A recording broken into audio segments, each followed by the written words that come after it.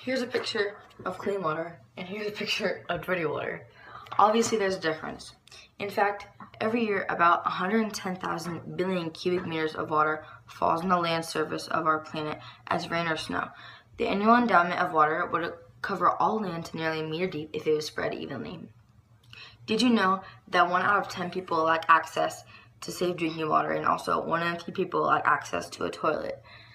More than half of all of that water evaporates quickly or gets taken up by trees, shrubs, and grass.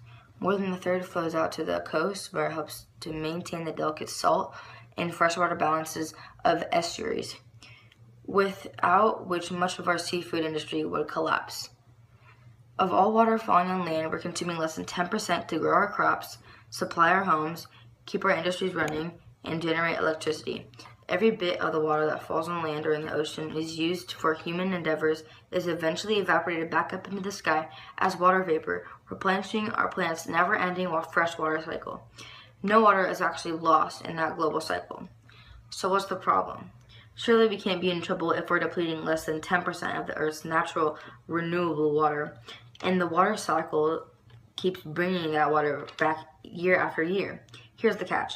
The water that falls from the sky isn't evenly distributed around the globe, and our needs for that water aren't the same everywhere. So why can't we take water from places of abundance to places of shortage? Why can't we just take the fresh water flowing to the Arctic Circle and redirect it to the parched cities of the American Southwest? Such plans have been on the drawing board of big water dreamers for decades. In truth, the only thing that has stopped these initiatives is the fact that far less costly alternatives usually exist for meeting our water needs in the near term. We only have to look to the South-North Water Transfer Project in China for a bellwether of what may come. Here's how we're going to solve it. The Chinese will invest $62 billion to build a pipe and canal system to move water near over 100 of kilometers from the Yangtze River to parched cities and farms in the north. As the New York Times reported last year, they said it would be like channeling water from the Mississippi River to meet the drinking needs of Boston, New York, and Washington. Here's another fact. Did you know that 6 to 8 million people die annually without water from the consequences of disasters and water-related diseases? Here are some countries that don't have access to clean water: Afghanistan, Ethiopia, Haiti, India, Cambodia, Ghana, and more. Water is necessary for all humans to survive. Some of us have access to water and take it for granted.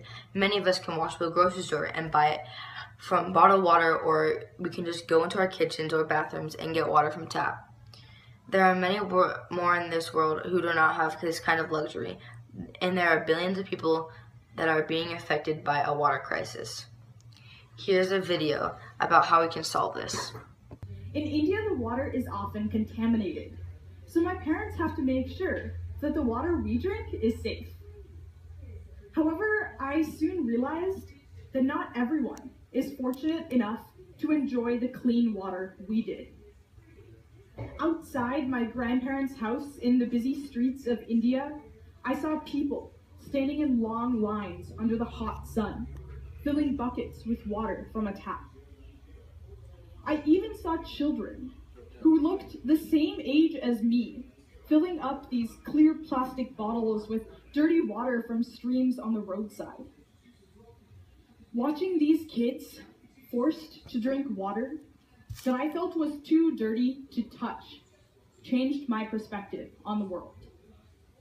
This unacceptable social injustice compelled me to want to find a solution to our world's clean water problem. I wanted to know why these kids lacked water, a substance that is essential for life, and I learned that we are facing a global water crisis.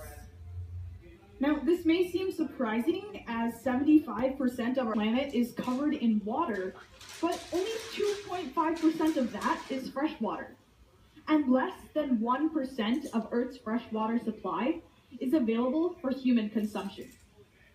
With rising populations, industrial development, and economic growth, our demand for clean water is increasing, yet our freshwater resources are rapidly depleting. According to the World Health Organization, 660 million million people in